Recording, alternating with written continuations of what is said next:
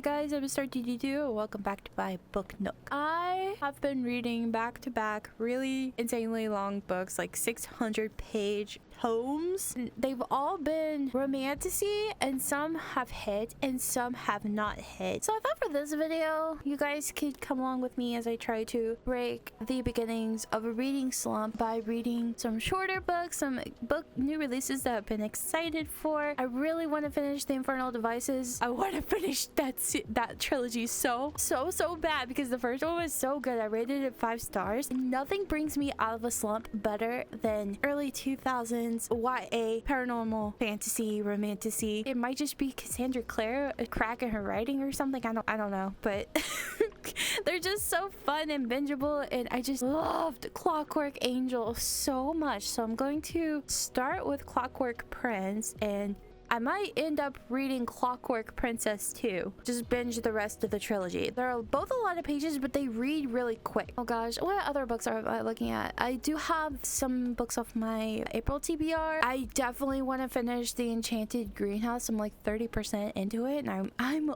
loving that one so much. I might end up starting with that one or Infernal Devices. I don't know. You'll know in the next clip. Hello. Well, it's Monday, April 13th. I am ready to get started on this video's reading, and I am in a cozy fantasy mood. So I was looking over April's TBR, and we have The Enchanted Greenhouse on there, and it is springtime, and the main character in there, she was turned to stone. There was a revolution in the library that she served at. It got burnt down, but before that, she committed a crime, so she has no idea about the revolution. So I think that's going to play an interesting plot point in the book. And there's a grumpy little, I think he's like a groundskeeper or something, or just someone that lived by the old greenhouses. They're all dilapidated now, and Surlu, she got turned into stone as a punishment because she's not a trained magician, but she casts magic. And what she did is she created Kaz from the first book, The Spell Shop, and so she got in trouble for doing that. And since she's not a trained magician, so her punishment was to be turned into stone, and that happened before the revolution. So poor Turlu, she finally comes out at the beginning of the book. She comes out of being stuck in stone. She doesn't have any idea of what's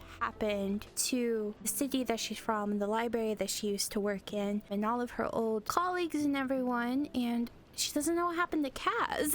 And she's worried about him and stuff like that. And she's just a little softie. She's so sweet. She comes across this it's basically an enchanted greenhouse, and I think they're gonna take care of them, maybe bring some life back into the plants there like she did for Kaz or something. So far I'm really liking it. It's very cozy, it's very spring, so it just fits the mood I'm in perfectly, and it knocks off a book off my April TBR once I finish it. So I'm really enjoying it so far, and I just wanted to come up here and update you guys on my reading for the week, since that's the whole point of this vlog. I'm gonna go finish that, and I still have a few hours left. I got the audio, so been listening to that, and the narrator is really good too. She really gets like the brightness of Turlu, and I can't wait to see how the romance is, because the romance in the Spell Shop was really cute, so I'm expecting it to be really cute in this one too. It is several hours later. I'm about ready to go to bed, but I decided I wanted to give you guys an update. I finished The Enchanted Greenhouse. I give it 4 stars. It was so cute, exactly what I was looking for.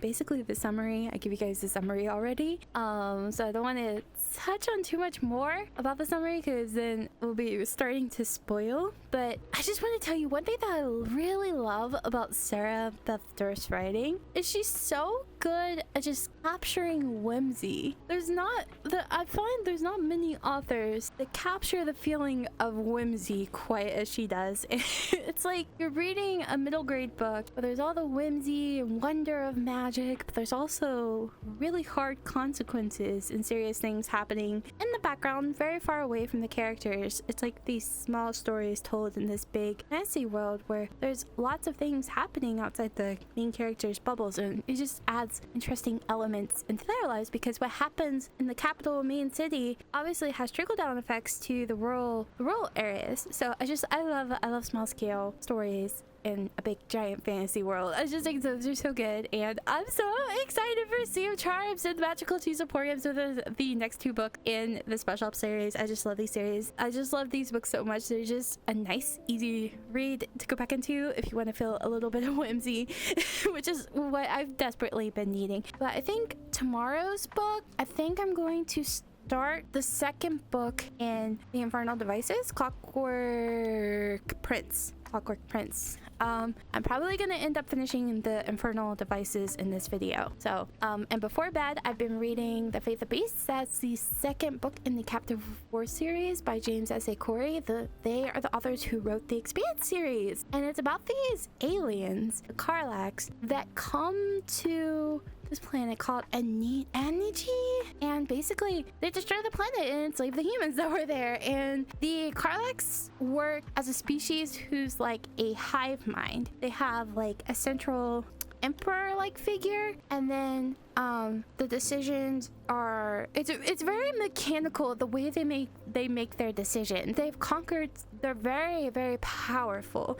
They have lots of redundancies to protect themselves within their governing system within the hive mind to keep the sovereign safe, so they always have a backup sovereign ready to go. So in the second book, it's kind of sewing the plot lines for I don't want to say, but like, it's just, there are a lot of intricate plot lines starting to expand in book 2 from book 1, and the world of the humans has expanded as well too, that are enslaved under the Karlaks, and there's lots of other species that are enslaved under the Karlaks too after the Karlaks demolish their planets. And when the species are starting to work under the Karlaks only views them as valuable if they bring something useful for the Karlaks empire, and if they don't, gone, totally wipe out the species. So they come, take over the planet, enslave the survivors, and if they don't work in the Karlaks machine, they are done. They don't survive. So we're following lots of different POVs that are all insanely interesting. I have not found one boring POV yet, and there's some interesting stuff going on with the POVs too, like just with what they're doing in the story. I'm never bored. It's so much fun. I love these 2 authors. I feel like they just work magic in the writing, because it's easy enough to understand because it's sci-fi, so I get a little intimidated by it sometimes, but like the science stuff isn't too heavy-handed. It makes a lot of sense and it's not hard to read. So I just really like their writing style. It's really consumable. So yeah, that's what I've been reading before I go to bed, and I think I might end up finishing that on Thursday, and tomorrow I'm going to be finishing The Clockwork Prince. So I'll come back to you when I have an update for those 2 probably. Oh my gosh, guys, I just finished Clockwork Angel. It's Wednesday. I just finished it. It's really late and it's before bed again, and I thought I would just come here and give you an update on my thoughts on the Infernal Devices. Cassandra Clare? Miss Clary, baby? I swear to God, if you do anything to Jem, I will never forgive you. I will never forgive you if anything happens to any of these characters, specifically Tessa, Jem, and Will. I swear. I'm not gonna do anything, but please don't. Please. I'm starting tomorrow. I'm finishing the Faith of Beast. I'm going straight into Clockwork Princess because I want to know what happens. Basically, because Clockwork Prince is the second book in the Infernal Devices series. I've read book 1. It's about Tessa, and she lives in New York. Her parents have died, so she's going to London to try to find her brother so she can live with them, because obviously, like, she needs a place to stay. It's historical. I think it's like the 1800s or 1700s or something. Women need a man, unfortunately. So she's going to try to find her brother. These 2 magic wielders called the Dark Sisters get a hold of her, and they're training her magic that she didn't know she had. She's just like, oh yeah, you have magic. By the way, she's found by shadow hunters when she's tied to a bed after she's been basically abused by the Dark Sisters, and she has to learn the ways of the shadow hunter world because she's got her own abilities that no one's quite sure what's going on with that. So that's the basic setup for the story. There is a love triangle, and the woman that you are, Cassandra Clare, how dare you write such a good love triangle? How dare you make me care for each one of them? Because there's always, like, the obvious one in the love triangle that you're gonna root for. But I'm so sorry, I didn't have the smoothing feature on. I hope the filming wasn't all janky. But anyways, I'm so sorry if the film was janky. I'll put a steady thing over on it and post if everything looks weird, like something stabilizer just to help it. I hope it's not shaky. I could just be a normal person, you know, set the camera down. That would be, you know, the right thing to do. Anyways, yeah. Book 2, the love triangle, perfect. Slow burn, perfect. Overall arching plot, because the love triangle is a subplot. The overall plot, perfection. 5, this is if book 3 ends and is written the way book 1 and 2 were, easy 5 stars trilogy. Oh my god, it's so good. It's so much better than the Shadow Hunters, and I like the Shadow Hunters. It just seems like in these ones, Cassandra Clare really settled into her writing. God, oh my god, it's so much better. It's so good. If this is making me, after I finish like the Shadow Hunters universe, I really want to go read Swordcatcher, because that's Cassandra Clare's adult romantasy, and I think it's fantasy with a subplot romance, but I don't know. But if she writes anything like the Infernal Devices, oh, it's gonna be good. I am scared but also excited to get to the 3rd book tomorrow, so hopefully I can get some good progress onto the Faith of the Beast tonight before bed. That way I don't have too much to listen to tomorrow. I'm really far into it. I'm like 80% in, so it should be good. I got my hold in from the library too. I had the ARC. That's how I had it on my e-reader, but my hold came in from the library, so I was first in line. I'll be able to listen, I think, to the last bit on audio, which is good, so I can get through it faster and get to Cassandra Clare.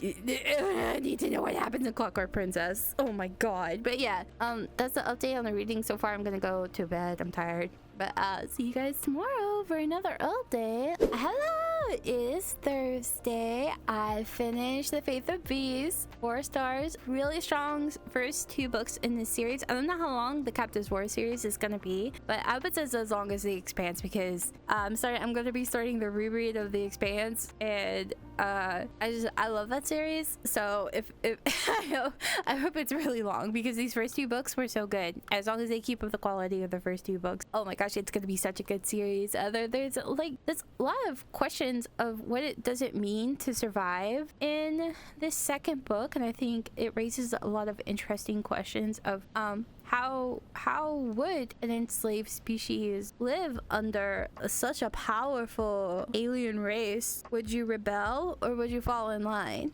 There's a lot of maneuvering happening. I have no idea what's gonna happen. I don't know if the humans are just gonna roll over or if things are gonna happen. And like, will any of the other species band with the humans? And from the 1st book to the 2nd book, I have no idea what's gonna happen, but I can see the seeds are being sown for big plot lines and epic moments in future installments of the series. I'm really looking forward to it. Oh man, I'm starting to really love sci-fi. It's so cool, because it's like these what if situations. What if humans get off Earth? What if we live and create a whole new history on a whole new planet but still have Earth? And what does it mean when galactic warfare happens and whole planets die? Billions of the species die or get enslaved, but there's still other planets with, like, for example, humans on them. Whole planets. Or like, what do you do when a more powerful alien species takes over your species? And oh my gosh, dude, I love reading it because obviously I'm not going to be able to live it, so being able to read it is the next big thing, you know. Hopefully humans get that far to be able to encounter hopefully nice alien species. Hopefully, if they're even out there, hopefully they're nice. Anyway, yeah, the book is good. I liked it. I recommend the series. Also, it was an ARC, so thank you NetGalley for the ARC. I really appreciate it. 4 stars. Anyway, I'm gonna go start on the third book, the Infernal Devices series. Apparently, this one makes people cry because I don't know if TikTok is like lurking on my Goodreads or something. Because I was just looking up Infernal Devices stuff on Goodreads. I wasn't looking at the reviews because I don't want to spoil myself, but I was just like looking at ratings and stuff, and obviously like logging the books. And then I've been looking up reading orders and stuff, so I've been getting Shadowhunters content, and the Infernal Devices is the one that everyone talks about with the Shadowhunters books. Those are like the favorites of everyone's, and everyone's always like, Clockwork Princess made me cry. And I'm just like, oh please, no, I don't want to cry. I don't want to cry. I love Tess, Will, Sophie. Even Sophie's a maid, and I love Jim. And if anything happens to these precious babies, I don't know what I'll do with myself, because I like the plot line, especially with Jim and his sickness. You find out he's sick in book 1, so it's not a spoiler, but like the plot line, it's so, oh my god, I don't cry at books. It is very rare when I cry at books. I don't know what happened to make me care about these characters so much, but they're my precious babies. I don't want anything to happen to them, because if it does, oh my god, no, please let them have some Nephilim Shadowhunter magic happening. Please, something, the Silent Brothers, anyone, please do not let anything happen to these characters. Yeah, I'm gonna go read that now. I wanna know. I need to know what happens. I don't know if I'm gonna be crying or not, but we'll see. Oh my god. Oh my gosh. Guys, I finished the Infernal Devices. I can't believe it's over. I don't even know if am I gonna see these characters anymore? Like any of them? I need to know after that ending. Oh, I know there are novellas, but I don't read the summaries of them because I don't want to be spoiled. But that ending, it just, oh man, I didn't want to leave Tess, Jim, or Sophie, or Will. I didn't want to leave any of them. I love this character so much, and Jim is a precious being that must be protected at all costs. Oh my gosh, I can't believe I never read the Infernal Devices before. I had read the first 3 Shadowhunters books, and I never read beyond that because I kind of got older by the time that the other ones were coming out, and it was about the time that I kind of took a break from reading when the Infernal Devices was coming out, so maybe a little after that, but I wasn't as avid of a reader as I was when the first Shadowhunters book came out. But I can't believe that I haven't read the Infernal Devices before. Now it was so good. I didn't cry, but I was very satisfied with the ending. Every book in the trilogy, 5 stars, so good. I would definitely recommend reading the very first Shadowhunters book before diving into the Infernal Devices, because in the first Shadowhunters book you learn a lot about like the magic system in the world of the Shadowhunters. You learn about mundanes and downworlders and the Nephilim and stuff like that through the eyes of Clary, who is a character who has never been exposed to any of this world, so we're learning about the world through her. So when you read that, you get a pretty good grasp of what's going on, the significance of a lot of different things, and maybe significance of a couple of characters or little Easter eggs. There's a lot of like little crossovers that I already noticed with, especially with some of the characters. So I'm following the order that is on the Simon Schuster Teens website. I think it's the recommended order by Cassandra Clare to read. That's the order that I'm following. Just in case you're wondering,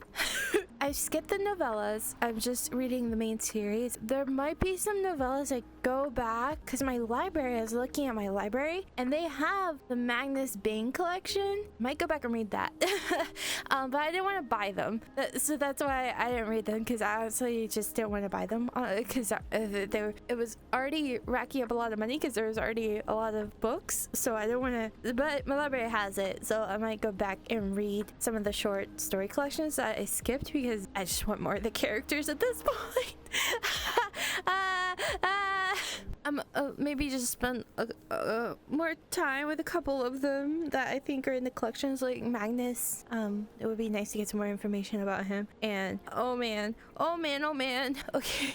But yeah, I finished that. I'm enjoying my Shadowhunter's journey so far. I'll try to definitely include them in my videos more often, just so you guys can keep up with the progress if you want of how I'm enjoying it. But yeah, wow. In May, I might end up picking up the last 3 in the first Shadowhunter series. There's 3 more. I might end up picking those up next month because I just want some shorter reads. Or if I just so happen to get another reading slump, because I don't know what is in Cassandra Clare's writing, but that was a perfect book to read because it snapped me right out of my reading slump. I am so motivated to read all the things. After I finished Clockwork Princess, I picked up a book called The Book Witch. It's a short book because I did need something short. I've been reading a lot of long, like romantasy, fantasy with a lot of world building and stuff like that. I've been reading a lot of those besides The Enchanted Greenhouse. The rest of them have been really long books. So, and The Book Witch by Meg Schaefer is literally just under 300 pages. I was like, perfect. And Meg Schaefer is a pretty reliable author for me. I tend to really like her stories a lot. They have a magical realism in them sometimes, or just straight up magic. And The Book Witch is about the main character.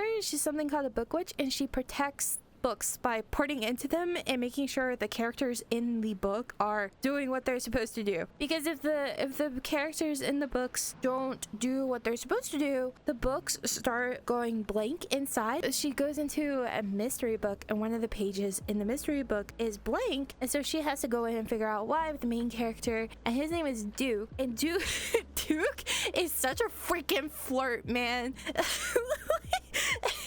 And Rainy is the book witch. She's our main character, so she just loves Duke. But we find out that Duke was kidnapped and he's not able to move the plot in his book. He is the star of his book of mystery books. They're like Sherlock Holmes like books. That books I can't speak, I'm sorry. But yeah, she has to go rescue him and find out what's going on. She has an enemy that's called a burner, and they're kind of a play on Fahrenheit 451 from, you know how in the book when they censored books they would burn them. So that was basically like the form of censoring in Fahrenheit 451. I'm putting that very plainly. There's a lot more nuance to it, but that's what the burners are. They go in and they actively want to destroy the books, and the book witch protects the books. I'm not gonna lie, it's a little like, oh yeah, this is fine for the book witch up until about 60%, and then it got so interesting I could not put the book down. It was so good. That last 40% was like, wow. I think it was because the mysteries in the book were starting to come together, and it was just, I didn't expect for it to take a few of the turns that it did, and it's such a short book, but it did its job. I really enjoyed it. So yeah, I rated that at 3.5 stars. Very much enjoyed it, and if you want a quick read, I would recommend it personally. That's my reading for today. It's late. I'm gonna go to bed. I'll see you guys tomorrow with some new updates. Oh my god. Hello. It's like what time is it? It's 4 a.m. on Friday morning. I may or may not like got blitzed last night and started 6 books. I was trying to find something to read, and I was in a very specific mood, and I wanted something not complex, but then I wanted something complex, but then I was like, I want a cozy fantasy, and then I was like, no, I want a horror book, and then I was like, no, I really want to read Zodiac Academy, and I was like, no, not Zodiac Academy, because I want to read the 3rd book in the Beast of the Briar series. But then I looked at that book, and it's really freaking fat and long, and that's what she said. So I was like, no, I don't want to read that right now because it's too hard to hold. Sorry. Oh man, the jokes are just making themselves at this point. So yeah, and then I was like, oh yeah, the Arc of the Thorn Queen, I really need to read that for Nickelodeon and put it up. But if I read Forged in Malice right now, and it has Fae and stuff, and I'll start getting it confused with Thorn Queen. So then I was like, no, I'll hold off on Thorn Queen and save that for like Saturday and just binge it on Saturday. But anyway, all that to say, the 2 two books I settled on were a horror book called Japanese Gothic and a cozy fantasy called Stay for a Spell. And yeah, both of these were the perfect picks. They're not too long. Stay for a Spell is cozy and sweet. It has a princess who is cursed to stay in a bookshop, and that absolutely just sounds like a dream. It just sounds like a dream, and it's very slow. It's very cozy. She's just going about her day to day, trying to figure out how to run the bookshop. And there might be a handsome pirate that's stealing books, and she can't do anything about it because she's tethered to the bookshop, and she has to eat a whole bunch of turnips, and she has a cat. It's really cute. Yeah, like I don't know if you can tell, I really like that book. It's scratching this itch. I don't know why I've been wanting just to read a whole bunch of cozy fantasy this month. It might just because it's spring or something. I don't know. Yeah, it's nice. I like Stay for a Spell. And then I started Japanese Gothic, and oh my gosh, guys, I didn't expect to like Japanese Gothic as much as I do. I have this special interest. I don't know what else to call it. I spent literal years of my life back in the day back in the day, jingle jingle, I wrote Rurouni Kenshin fanfiction. And Rurouni Kenshin, the time period that it took place was at the end of the Tokugawa shogunate in Japan and the beginning of the Meiji era in Japan, when Japan was assimilating more with Western culture. By doing that, they were erasing a lot of the samurai class that was in Japan. Obviously, most of the samurai would rather die by honor than serve that. In Japanese Gothic, we're following two characters. We're following Lee, who is modern day. He's in 2026, and he killed his college roommate. So he escapes New York to go to one of his relatives. I can't remember what relative it was. I was really blitzed. I can't remember the exact family member. I don't know. But he goes to Japan to live in a house that one of his family members owns. And in this house, there is a woman who appears at night, and it's really spooky. So I guess it's like haunted. It's like a haunted house or something. I'm not quite sure. Then our other POV that we're following in Japanese Gothic is Sin. And Sin is the daughter of a samurai, and he went to go fight. And when he came back, her dad, she doesn't think that it's her dad, that some type of monster. He's kind of like blurred around the edges. He doesn't talk like her dad. He doesn't live by the code that her dad lived by. He doesn't live by honor and stuff like that. Not the values that she was raised with, that she knows very well, that come from her father. So she just knows something's up. This dude that came back with the face of her father, and he doesn't look quite right. So it's kind of where I'm at. I'm not very far into Japanese Gothic, but I'm really enjoying it. Yeah, anyways, I'm gonna go finish Stay for a Spell in Japanese Gothic, and I'll come back to you guys when I finish them. I hate it when I'm in VR because especially early in the morning, because I keep feeling like somebody's watching me. No, they're not, but it's kind of spooky sometimes. Yeah, I'm gonna go finish those two books, and I hopefully get some more sleep. I don't have anything to do today, so I'm probably gonna end up coming to you guys with a lot of updates about books, because I have a stack of short books that I want to read. I'm definitely not gonna be able to get through them all, but they're there and I want to read them. Also, I wanna read Witch Hat Atelier so bad, right? And so I went to Barnes. I cannot find the first volume anywhere. I got the other ones that I could find, and I was like, okay, fine, I'll go on Amazon. I tried to avoid it. I tried to look at all my local Barnes and Nobles. Do not have this freaking manga, and I'm not going to LA for one manga. The gas is too high. So I went to Amazon, and guys, the volume 1 is not going to be delivered until April 29th at the earliest. I don't even know what's going to be delivered by then. So I just want to read this freaking manga so bad, because I watched the anime, that beautiful animation. Oh my god, and Kifri, I would he gives me Gojo vibes. He gives me Kakashi vibes. I adore him, and he's so sweet. He's like a mother goose to those little witches. And oh my god, Coco, oh Oh my god, my heart. She's so strong for episode 3. She's so smart and quick, and but she's also a little klutz. She's so precious. She must be protected at all costs, but I've already fell in love with these characters. The art style is beautiful. The animation's beautiful. The voice acting, oh my god. It's so good. So I want to read this manga so freaking bad. Guess I'll have to wait. It's fine. Maybe it's online somewhere. I don't know. Where do you guys read manga at? That's like not, you know, don't wanna I don't know where to read this freaking manga at because I can't find the first one anywhere. It's driving me nuts. I swear if I have to go to LA to get this freaking manga, I swear to the gods I won't do anything, but I will also not be a very happy panda because have you seen gas prices right now? Holy sh. That's my little rant about Witch Hat Atelier. I'm gonna go read now though. Yeah, that's what I'm gonna go do. I'll come back to you guys probably with updates about like 10 books or something. Hopefully maybe a Witch Hat Atelier update. Who knows? I'm gonna ask some people and see where I can read this freaking manga at while I wait to get the physical version. We'll see if there's a place online or something. Can you read manga on Crunchyroll? Is that a thing? I don't know. I'm gonna figure it out. I'll see you guys. Hi guys, it's Friday. That means I get to have a weekend where I may have pre-planned and tried to finish as much work as humanly possible so I can have as much time as possible this weekend to read. And today I'm feeling in a very particular mood. I'm feeling in a very like spring magic fae Disney princess mood. So I have 2 books that I really would like to get through today. I think I can.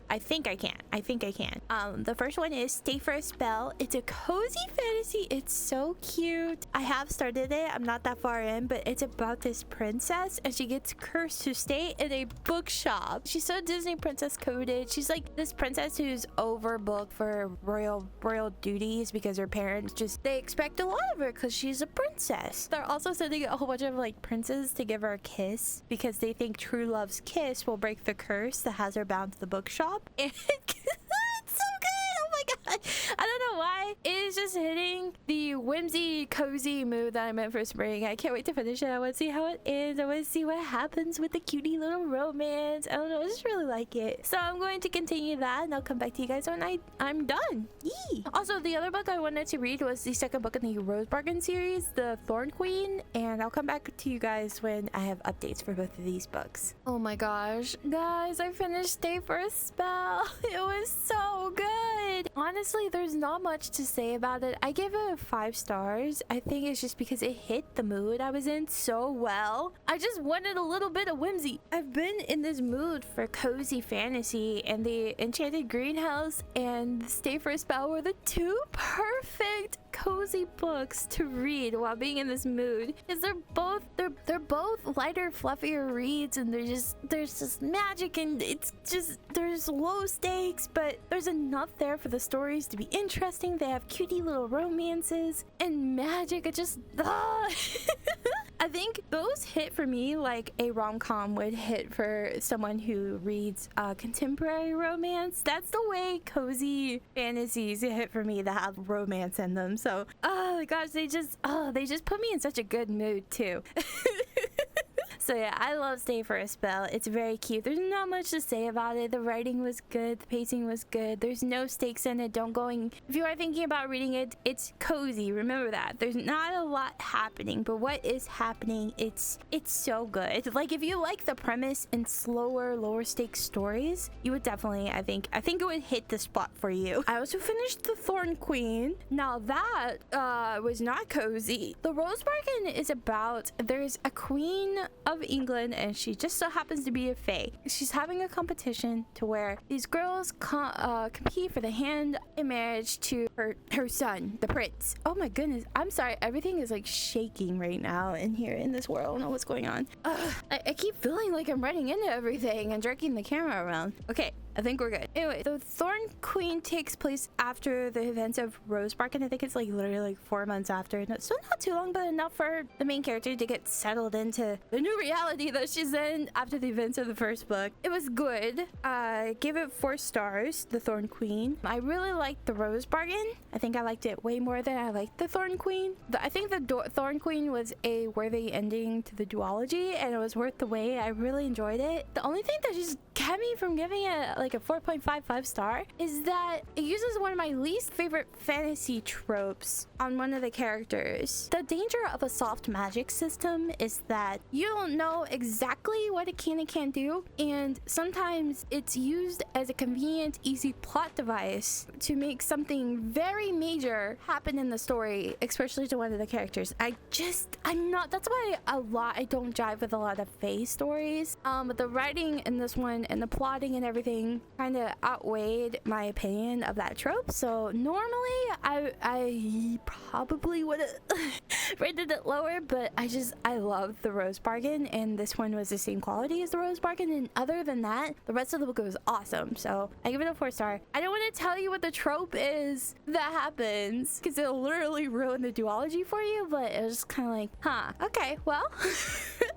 So that's that. I really like the Thorn Queen overall, though. Also, that was just for transparency. I did get a arc from NetGalley from that. So, but all my opinions of any arc that I get are 100% honest. I have DNF'd arcs before. I've rated arcs 2 stars. I've rated them 1 star, 3 star. My reviews are not inflated or anytime I talk about a book because it's an arc. I just want to put that out there just in case. That's the end of Friday. So let's move on to Saturday to figure out what we're going to be reading for tomorrow. Saturday. How is your weekend going? Hope you guys had a good weekend. I guess when you see this, it'll be on Monday or Tuesday. So your weekend is over. So I hope you guys had a good weekend. You better have. You better have. Just saying, you better have. I am trying to figure out what I want to read today, and I'm already in the middle of Japanese Gothic and what's the book called? And Forged by Malice. So I think I'm gonna use today to finish both of those because Japanese Gothic is really short and Forged by Malice is really long. So it's a good balance of books, and I want to finish them both. I've been kind of chipping away at them before I go to sleep every night, kind of alternating. So whoa, oh. Anyway, I'm kind of alternating.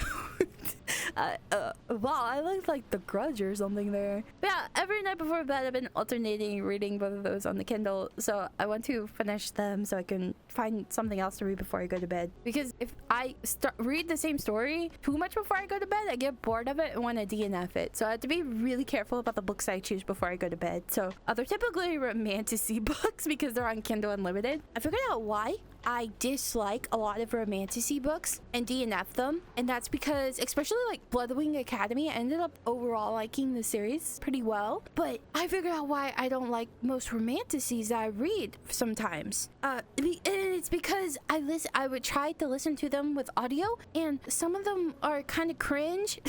But so when you listen to them, you're like, ooh no, ooh. But then if you're reading them, I don't register the cringe. So they make me cringe personally. Some of them are not. But then some of them are like Zodiac Academy has some pretty cringe stuff in it, but it's like a messy CW show or whatever, and I really like it. But I swear, if I would listen to audiobooks of the Zodiac Academy series, I DNF, no. But reading it is just fun. So those are more fun to read with my eyeballs than with audio. So if you're finding yourself not liking a lot of romantasy books that you think you should be liking, try eyeball reading them instead. And a lot of them are on Kindle Unlimited too, so it makes it easier. You can make the text bigger. Because another thing I have a problem with romantasy in particular is that since publishers are republishing these and tried publishing them, and a lot of the Kindle Unlimited romantasies are very long, and that's fine, but the problem comes when they are bound into a book.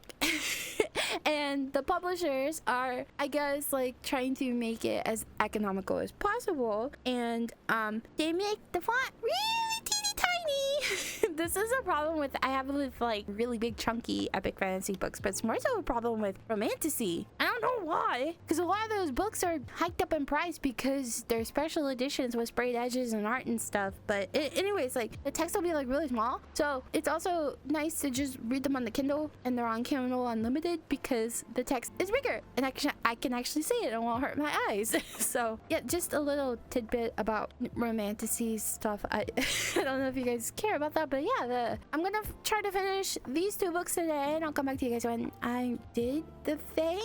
Hey. Hello, it's late on Saturday, and I realized that I needed to update this, and I wanted to do it before I forgot. So I'm so sorry if I sound like a little all over the place, because it's just been a big day of reading and chilling, and I ran a couple of errands, but mostly just chilling and reading. But yeah, I finished Forged by Malice and Japanese Gothic.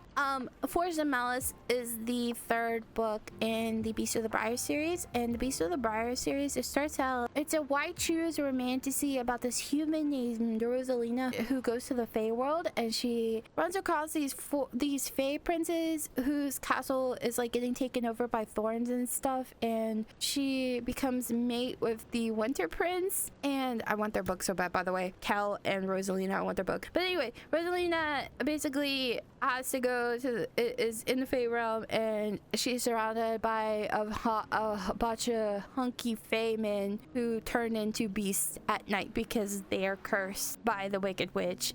She's not the Wicked Witch, but that's what. Anyway, I rated it. I did Forged by Malice. I gave it 3 stars. It's way too long for what it is, but and it took a really long time for things to get set up. But the endings always get me. It makes me want to go straight into the next one. So yeah, that's my new book before bed.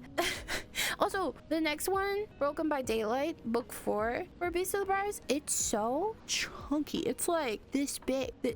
It's huge. It's huge. It's like the size of 2 dicks. I should have said that. Anyway, I mean, if you read the book, there's a lot of appendages. Anyway, yeah, I finished. I'm gonna book 4 is gonna be my new read before bed book until I get tired of it, I guess. Hopefully I'll finish it soon, because book 4 comes out on Tuesday, and Tuesday is like literally like a couple of days away at this point. Just Sunday and then Monday and then Tuesday. I need to get that finished. Hey.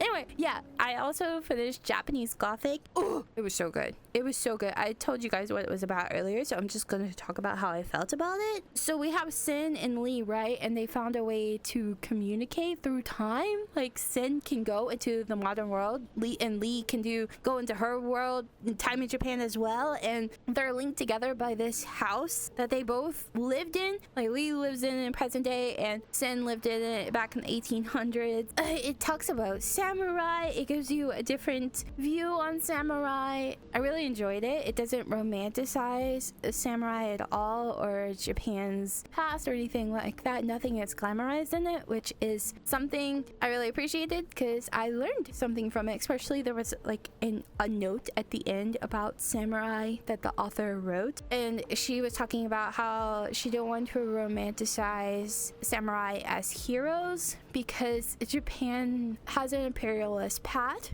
So she didn't want to romanticize anything about that. So, and she talked a little bit about the history of her and her family, about how they were affected in World War II when they came to the U.S. and the Japanese people were put into camps, and a lot of like little historical notes. I always appreciate when authors do that, because they don't have to do that, but I really appreciate it when they do, because it gives more context. I learn a lot, and that's a big part of why I like to read, because I learn things that I necessarily wouldn't know. So I really appreciated that note at the end. I gave it 5 stars. It was really good. It definitely lives up to all the hype it's getting, and I want to go back and read her other horror book that I think came out last year. It's called Bad Eater.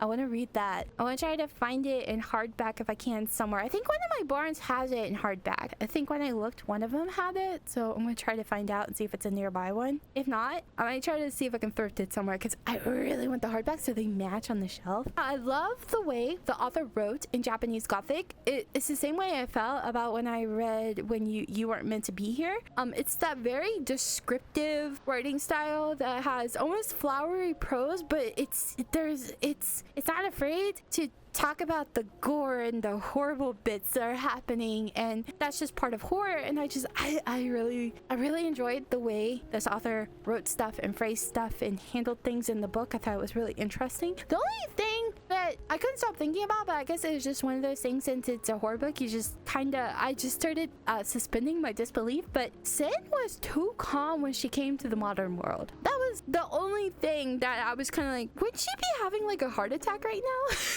But she was not shocked by anything. So the way I was reasoning with it in my head is, I was like, oh, Sin is just a trained samurai. She is not soft. Nothing shocks her because she was trained to not be shocked, because any slip up in her world meant death. So she carried that over when she gave over to the contemporary world. That's how I'm reasoning with it in my head. I don't know.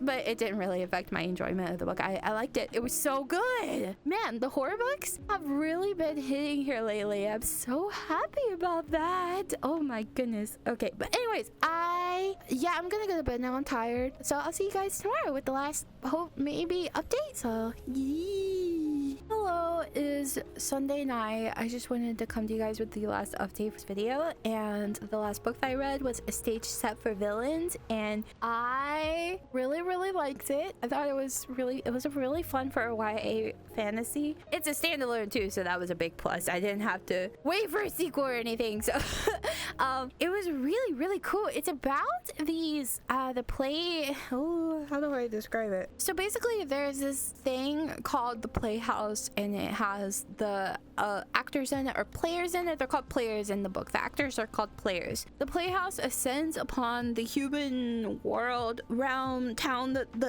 the main character Riven is in, and the players are worshipped. They're basically immortal gods, and the magic system revolves around theater and acting and play stuff, and the book is structured like a play. Like the chapters, there's like act 1, act 2, or act 1, scene 1 instead of chapter numbers, and there's like interlude, scene 1, and there's like the curtain call for the final chapter and stuff like that. So even the book is structured like a play. It's so cool. Oh my gosh, I love that aspect of the book. It was so unique. I've never read anything like that before. The writing was engaging. It was fun. I feel like if you're a younger reader, like the age group that this book was meant for, I think the romance would really hit for you. For me, the romance was it was kind of surface level, but I'm also not the target audience for this book. It's a YA book, so some of the banter was just kind of like not something I would gravitate towards, but I could see how if you're the age that this book is meant for, I feel like it would have you like giggling and kicking your feet. So that didn't affect how I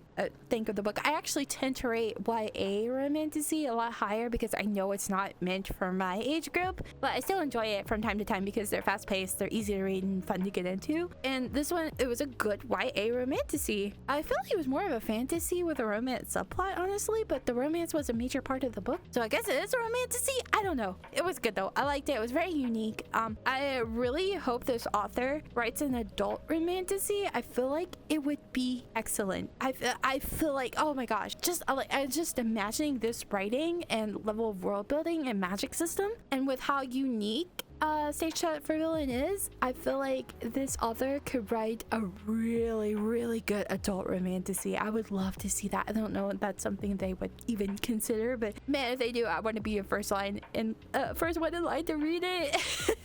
So I hope they do. Yeah, I really liked it. The only thing about it, and this is not the fault of the author at all or the writing or anything, it was just this book was marketed, I almost want to say, way too well. Like the cover, the title, and then when I started reading the book, I was able to use the cover and the title of the book to piece together what was happening in the book, and I figured out the twist at the end before the 50% mark. So that kind of ruined it for me. That didn't affect my rating of the book at all because it's not the author's fault. It was just kind of something like, oh that happened. So just because there's a lot of symbolism going on. If the publisher does their job correctly and they market the book correctly, the cover will have a lot of symbolism with things that are happening in the book, and that was very much the case with this one. So I guess good job to everyone who worked on this, because wow, it just may have been for me a bit too on the nose because I paid a bit more attention to it. I don't know. So, but yeah, just an afterthought.